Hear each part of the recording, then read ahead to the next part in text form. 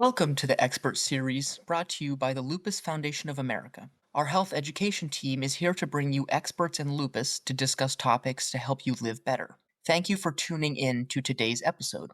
My name is Ian and I'll be your host. I'm very excited to welcome Dr. Lisa Sammaritano, who will be answering our questions about lupus and men. Lisa is a rheumatologist at Hospital for Special Surgery, where she has specialized in lupus, antiphospholipid syndrome, and reproductive health since starting her fellowship in 1988. She directs the Rheumatology Reproductive Health Program at the Barbara Volker Center and served as the lead author of the new 2024 ACR Lupus Nephritis Guidelines. We are delighted to have you join us today, Dr. Sammaritano. Thank you. It's a pleasure. While lupus mostly affects women, men living with the disease often face unique challenges that are overlooked. In this episode, we are focusing on the experiences of men with lupus, from delayed diagnosis to stigma to limited support.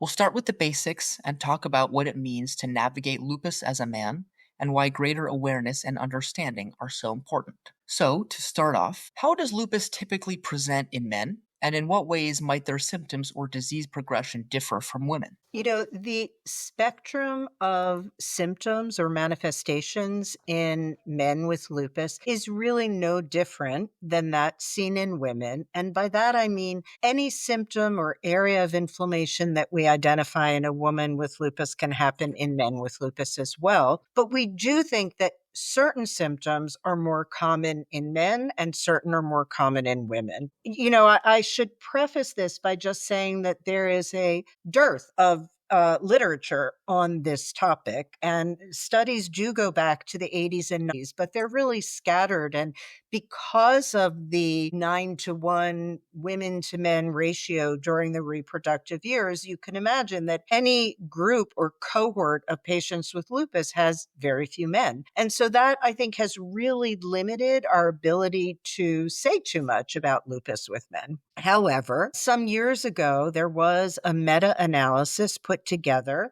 that looked at just this issue. How does gender or sex affect manifestations, prognosis, etc., differences between women and men? And they actually were only able to use 16 studies, and this went back to so again, highlighting how little research there's been. But they did, by putting together the patients reported in each of these studies and looking at them as a whole, despite differences in the studies, they were able to come up with a better understanding of what these differences might be. So certain symptoms are more common in women, and those primarily are what we call mucocutaneous symptoms. That is, things like hair loss, rash, oral ulcers, photosensitivity, and also arthritis, so joint pain and swelling. The symptoms that were more common in men than in women included nephritis or kidney inflammation, serositis or lining tissue inflammation, and thrombocytopenia, which just means a low platelet count. Those symptoms have a bit more potential to cause long-term damage. So in all of our patients with lupus, we think about what their disease activity is, where it is, and then what the potential is for that inflammation to cause damage that is long-standing, and so really might have an important effect on their quality of life, their long-term health, their prognosis. And there are studies that suggest, probably related to the particular symptoms that are more common in men, that men are more likely to accrue damage quickly and to have more damage overall. So I think in simpler terms, it is generally thought that lupus is worse or more severe in men as a group. And there are other studies that sort of support that. For example, one US study supported this sooner time until damage was identified and a more rapid additional damage over the years. A study from Spain found higher rates of both hospitalization and higher mortality rates in men in their study of their large cohort of patients with lupus. And there was a just this past year, a study from China that looked specifically at lupus nephritis in men versus women and found that they felt that the nephritis in men was more severe. And they also identified a higher rate of mortality from lupus nephritis and its complications in men versus women. So overall, I really think that there are important differences, although for any one individual, it's hard to know what those mean because, again, men can get any of the same symptoms that women can get. But I think it's a cautionary note to realize that their disease may be more severe. Just to come back to something that you mentioned in terms of progression and diagnosis, there have been a couple studies that suggest that men may get diagnosed later than women, and that would not be surprising because people, including physicians, often think of lupus as a women's disease. In the big meta analysis that I mentioned, though, they did not find a difference in age at onset of lupus symptoms or age of diagnosis. So it isn't clear whether there is a delay in diagnosis. But I do think it is important for patients, for all physicians, rheumatologists in particular, to be very aware that 1 in 10 is a small number, but it's still a very important number, and one shouldn't not think about this diagnosis when faced with typical symptoms or typical antibody findings. Absolutely. And, I think that's a really great way to kind of start off this discussion and contextualize the topic that we're discussing today. Along those similar lines, can you talk about what advice you give to male patients about advocating for themselves, especially if they feel their symptoms are being dismissed or are misunderstood? Yeah, absolutely. And I do think that symptoms being dismissed or misunderstood just goes along with someone having lupus. The time from symptom onset to diagnosis for anyone with lupus is too long, usually. I mean, it's several years. And on average, I think it may be about 5 years. So I think that is a common problem for both men and women who present with these symptoms. And I think, though, that it is important to find a physician who takes your symptoms seriously. And to be honest, I think women often are a bit dismissed a bit more easily than men. On the other hand, they're given various explanations for why they're tired or achy. But on the other hand, we know that as a group, men are less likely to go to a physician for symptoms than are women. So I think, on both sides, there's some issues. So I think that if one has symptoms that are new or different and they persist, you should not just dismiss them. You should seek out an internist and a rheumatologist if that seems reasonable. And hopefully, any rheumatologist will be able to do the kind of counseling in terms of treatment options, what to expect from those treatments, and even longer term goals for quality of life and prognosis. For any patient, advocating for themselves really does make a big difference. Thank you for that answer. My next question is kind of about some of the misconceptions. So, what are some common misconceptions about men with lupus that you have encountered in your practice? I think the most common misperception is that men don't get lupus. Again, it just, it's maybe comparable to men getting breast cancer. It happens, it's quite rare. And so I think that is a big barrier. Even for a physician, if you don't think about it, you won't diagnose it. So one has to be aware of that issue. The other thing, and I think it is a little bit hard in that lupus is seen as a disease of women. And, as a man, I don't know that you want to be thought of as having a disease of women. And it is so much more common in women.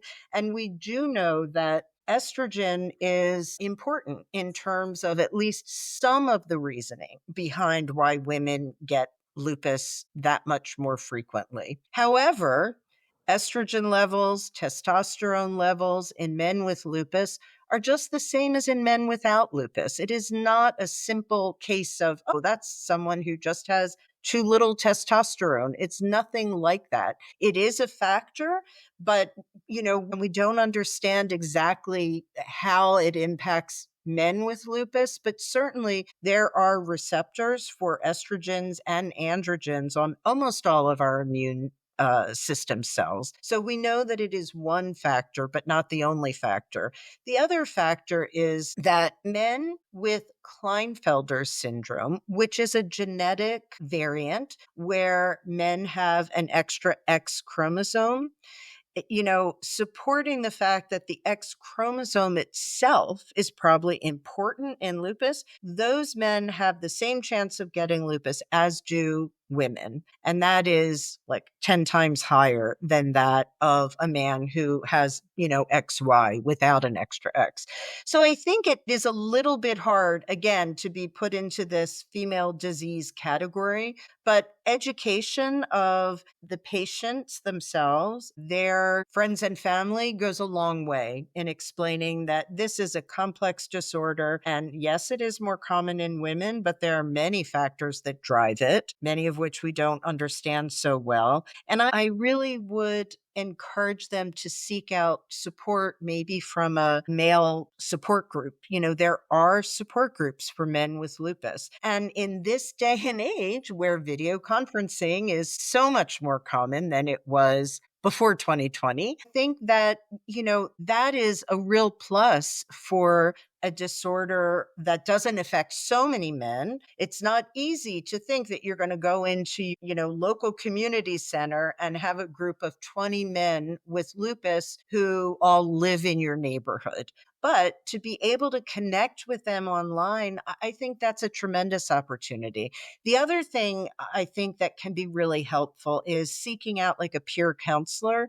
So at our hospital, we have a lupus chat service that's run by our incredible social work department. And they train patients to be peer counselors for patients who are newly diagnosed. And in that way, they're really able to match people who may be facing similar struggles. And that could be because they're working at a job that requires them to be there 80 hours a week, or because they're 25 and they want to be dating, but they're too tired.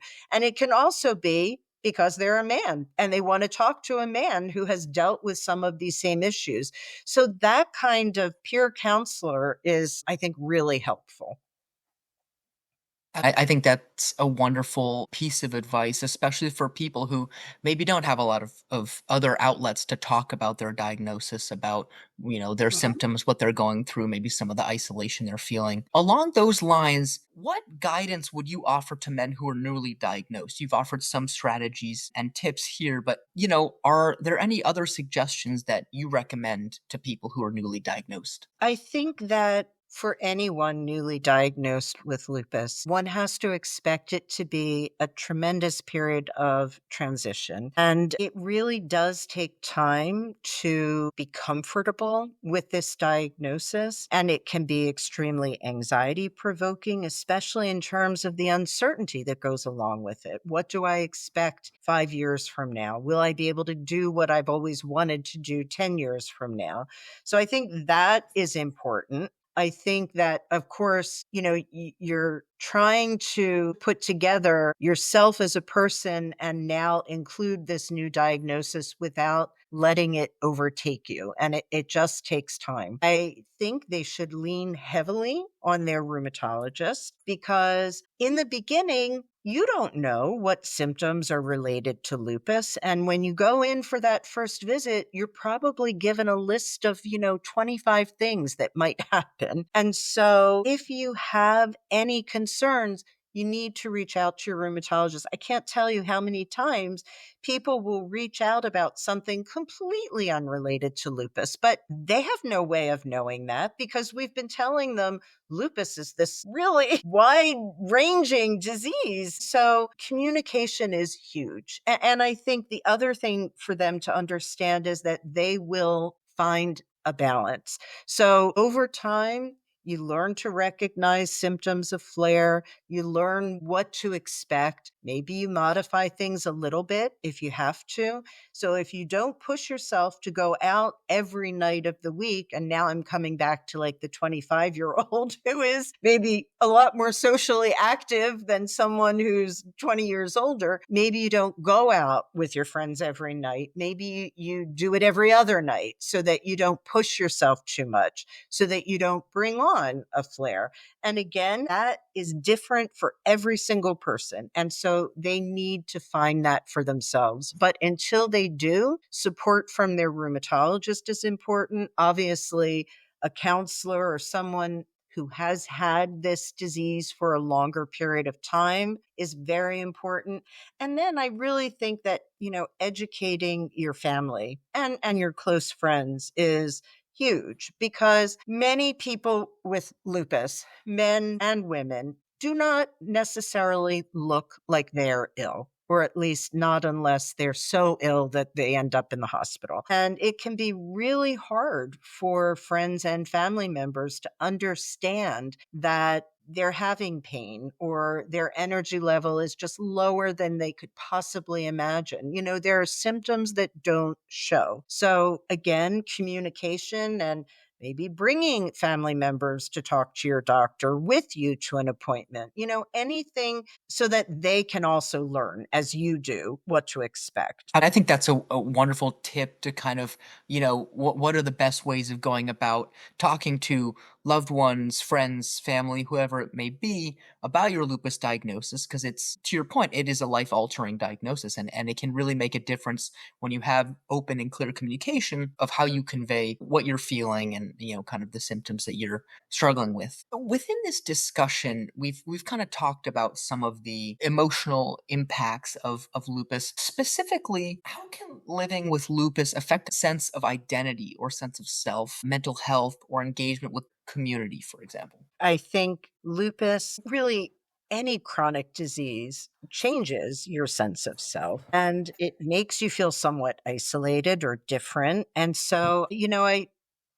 I think it is important to recognize that risk and do all you can to modify it. So, again, if you are anxious or depressed and talking to friends, loved one, family members, or your rheumatologist is not enough, you need to seek out someone to help you with that. And it doesn't mean that it's a lifelong commitment, but it means that, to talk to someone who is trained to be able to help you work out your own feelings about this and deal with them as best you can. I think that really, really helps. I mean, we're very aware of the high rates of anxiety and depression in patients with lupus, and that is true for men and women. And I think that being aware that that can happen or is a risk just because of this new diagnosis and struggling with both the symptoms and the uncertainty of what lies ahead. I think seeking that kind of help is really important. And there are things with lupus that might not get better, even with the most aggressive medication. And that can include things like energy level, endurance, things like that. Not every patient with lupus has that issue, but there are patients who are treated as well as they can possibly be treated without any evidence of autoimmune inflammation. But they are fatigued. They feel like they have brain fog. They may even have some, achiness that just doesn't go away. So for things like that, we really recommend, healthy diet, exercise, cognitive behavioral therapy, because prednisone will help with the fatigue, but we don't give it for that. But medication in general may not help with all these things, which can be intertwined with depression and anxiety. But some of these other things, like regular exercise, obviously attempts to have the best and most regular sleep schedule that you can have, cognitive therapy, anything like that can really, I think, help you to feel healthier, because it's about your inflammation from the autoimmune disease, your symptoms, but also about your feelings, your energy, your quality of life. And we want all of those things to be as normal as they can be. Thank you for sharing all those. In continuation here, how do you address various aspects of lupus with your male patients, primarily including concerns about fertility or the impact of medication? How do you go about talking about those topics with men with lupus? So I have an interest in reproductive health. And so I am a bit more attuned than perhaps some other rheumatologists to these areas. But I will be quite honest, I'm much more comfortable and used to talking to women about these things. I counsel them about what meds they can or cannot take before and during pregnancy. I talk about the risks of pregnancy. And in all of that, I do feel like men sometimes get lost in the shuffle because they're not carrying a pregnancy.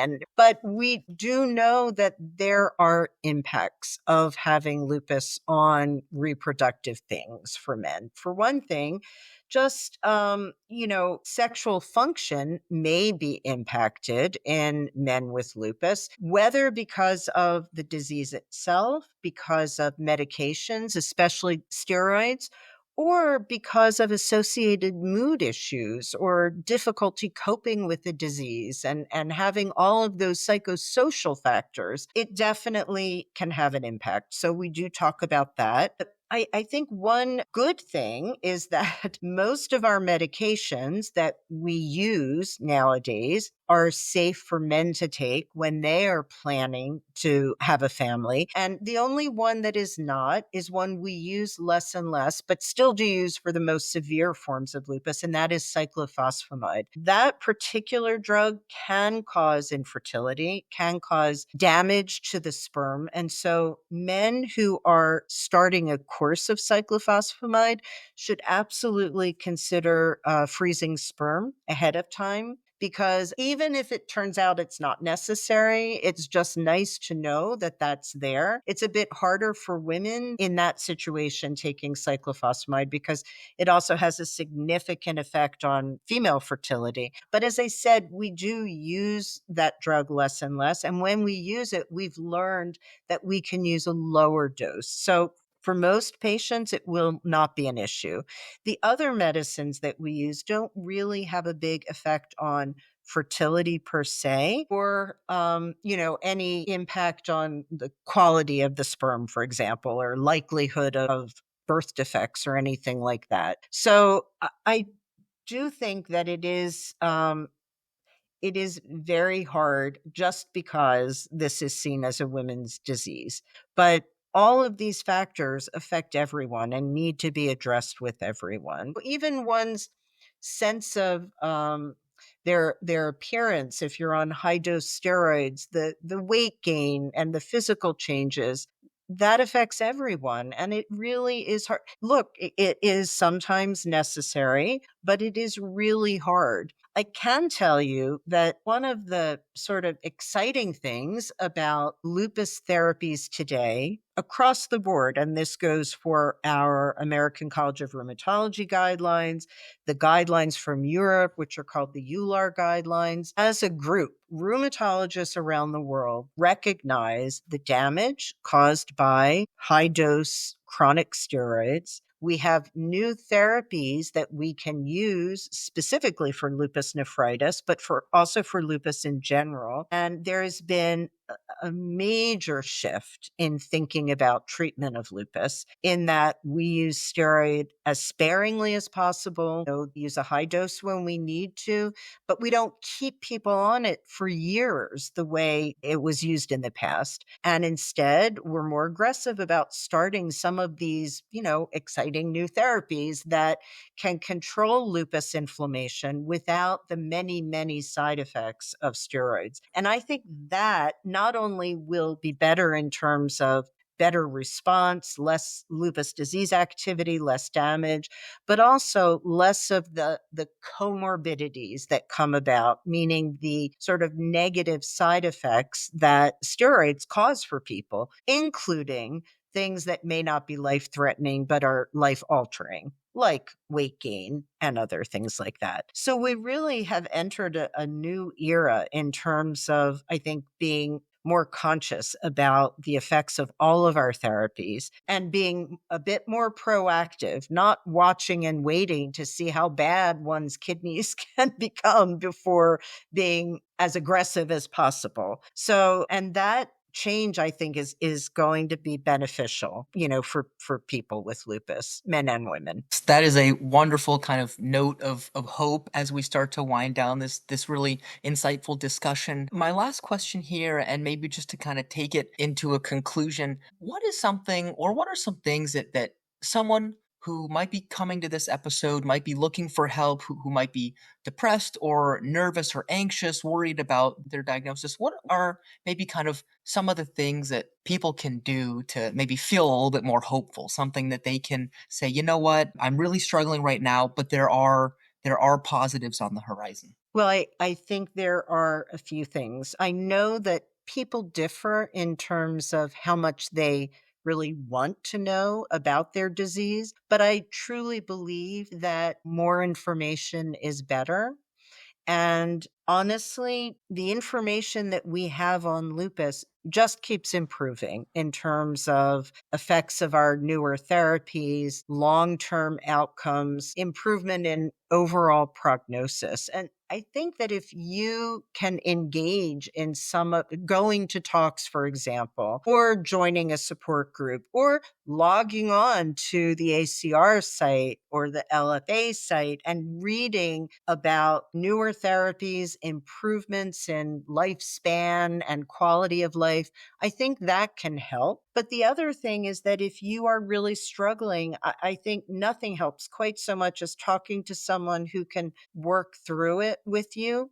And it's just a common issue for many people, whatever medical issue they're facing. It's something new. You're not used to, quote, being sick, right? And that can impact one's ability to really like stay on your medication. And there are a lot of issues that can come up when one is first diagnosed. And so talking to someone, and it could be your rheumatologist, it could be a therapist, it could be another person who's been living with lupus longer.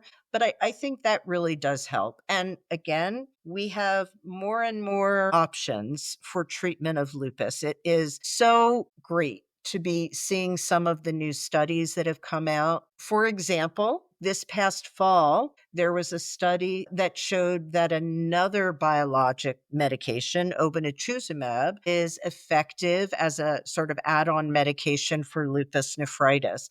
That gives us now like 3 great options for aggressive therapy of lupus kidney disease. So, and that was, it's not FDA approved yet, but I have no doubt that it will be based on, the data that we've seen published. So people are really working hard on this to find better therapies and to find better ways to treat people with those therapies. And then the last thing, of course, is that we're ever more mindful, I think, of treating the whole person. So in years past, it was enough if you could just get someone's, protein in their urine to come back to normal. But now we really do look at the whole person and we understand more about quality of life, not just lifespan.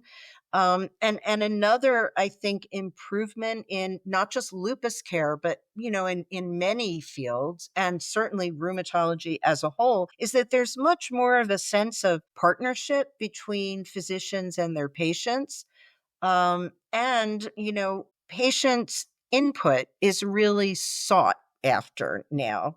And I think that was not true many years ago. So we listen to patients telling us about what's important to them. We may think the most important thing is, a change in their white count, but they may think the most important thing is that they didn't have enough energy to go play volleyball with their friends. So, we have to look at all of it, not just one side. So I guess I'm saying that just to encourage anyone who's listening to know that we really are working towards, complete treatment of lupus. And until we find a cure for lupus, we will do our best to treat all of the symptoms and the whole person so that we can, give everyone the quality of life that they deserve. I think that's a wonderful, wonderful way to wrap up this discussion. Thank you so much, Dr. Sammaritano, for your time today and helping us understand how lupus affects men. Thanks. For those listening in, you can find more information on lupus from the National Resource Center on Lupus